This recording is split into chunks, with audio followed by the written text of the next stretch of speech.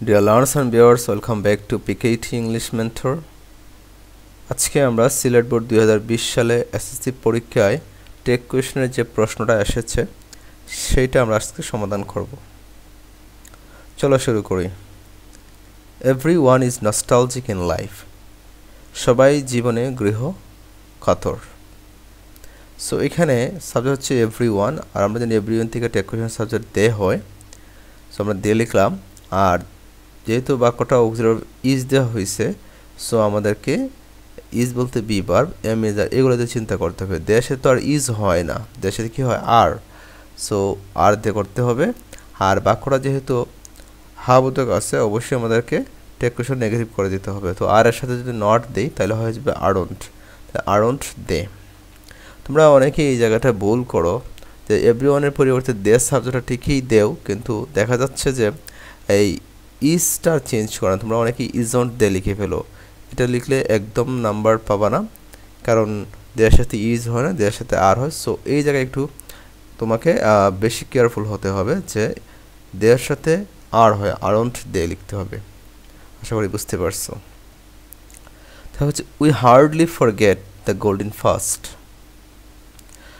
আমরা খুবই কম সোনালি অতীতের কথা ভুলে যাই। হার্ডলি মানে হচ্ছে খুবই কম, তো এটা একটা অ্যাডভার্ব। তো অ্যাডভার্ব ডাজন্ট ম্যাটার, অ্যাডভার্ব দিয়ে আমাদের কোনো কাজ নেই, আমাদের কাজ হচ্ছে সাবজেক্ট অ্যান্ড ভার্ব। তো এখানে হচ্ছে উই হচ্ছে সাবজেক্ট আর ফরগেট হচ্ছে ভার্ব। তো সাবজেক্ট উই থেকে আমাদের প্রোনাউনটা উই হয়, সো আমরা উই থেকে উই লিখব। আর যেহেতু ফরগেট মেইন ভার্ব বি ওয়ানে আছে, সো বাক্যটা প্রেজেন্ট ইনডিফিনিট টেন্সে আছে, সেই ক্ষেত্রে আমরা ডু বা ডাজ দিয়ে করবো। সো উইয়ের সাথে ডু হয়, ডাজ হয় না, সো আমাদের ডু দিয়ে করতে হবে। এখন কথা হচ্ছে এই বাক্যটা নর্মালি দেখলে কিন্তু মনে হয় না বাক্যটা যে নেগেটিভ, বাট কিছু নেগেটিভ শব্দ আছে, যেমন hardly, rarely, barely, scarcely, seldom, never, nothing, nobody, no one, এগুলো কিন্তু নেগেটিভ শব্দ। তো ওই বাক্যে যদি এই শব্দগুলো থাকে তাহলে বাক্যটা নেগেটিভ ধরে নিতে হবে। সো এখানে হার্ডলি কথাটা আছে, সো এটা নেগেটিভ। এমনিতে কিন্তু বোঝা যায় না, আপাত দৃষ্টিতে এটা কিন্তু বোঝা যায় না যেটা নেগেটিভ, ঠিক আছে। সো হার্ডলি যে নেগেটিভ শব্দ, এটা যদি তোমার জানা না থাকে তাহলে কিন্তু তুমি এটা করতে পারবে না।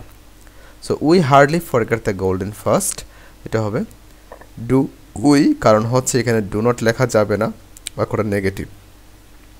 We hardly forget the golden first, do we. তারপর হচ্ছে দ্য মেমোরিজ অফ চাইল্ডহুড আর কালারফুল। বাল্যকালের স্মৃতিগুলো রঙিন।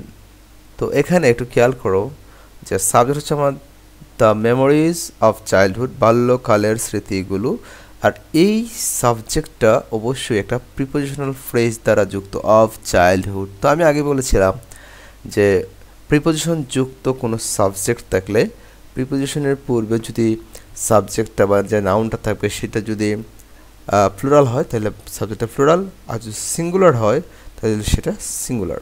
সো দ্য মেমোরিজ, আমরা বুঝতেই পারছি এটা স্মৃতিগুলো মানে প্লুরাল, বহুবচন। সো এই যে সাবজেক্টটা টোটালটাই আমাদেরকে প্লুরাল ধরে নিতে হবে। দ্য মেমোরিজ অফ চাইল্ডহুড, বাল্যকালের স্মৃতিগুলো। সো স্মৃতিগুলোর পরিবর্তে দে হবে, কারণ হচ্ছে আমরা নর্মালি যদি বলি যে বাক্যটা যেহেতু প্লুরাল, আর প্লুরাল থাকলে প্লুরালের পরিবর্তে দে হয়, তাই না, দে। প্লুরাল যে কোনো নাউন সাবজেক্ট তা হোক বা নাউন তা হোক, সেটার পরিবর্তে প্রোনাউন দে হয়। সো আমরা দে লিখলাম, আর যেহেতু এখানে আর আছে তো আর দিয়ে আমাদের টেক কোয়েশ্চনটা করতে হবে, যেহেতু বাক্যটা হাবোধক, সো নাবোধক করে দিলাম আরন্ট দে, আরন্ট দে। তারপর হচ্ছে the sweetest memory of childhood is always haunting us. বাল্যকালের মধুর স্মৃতি সবসময় আমাদের তাড়া করে। সো এখানে এটাও প্রিপোজিশন যুক্ত subject, of childhood prepositional phrase. So এর আগে আমাদের দেখতে হবে the sweetest memory, not memories, so এটা সিঙ্গুলার।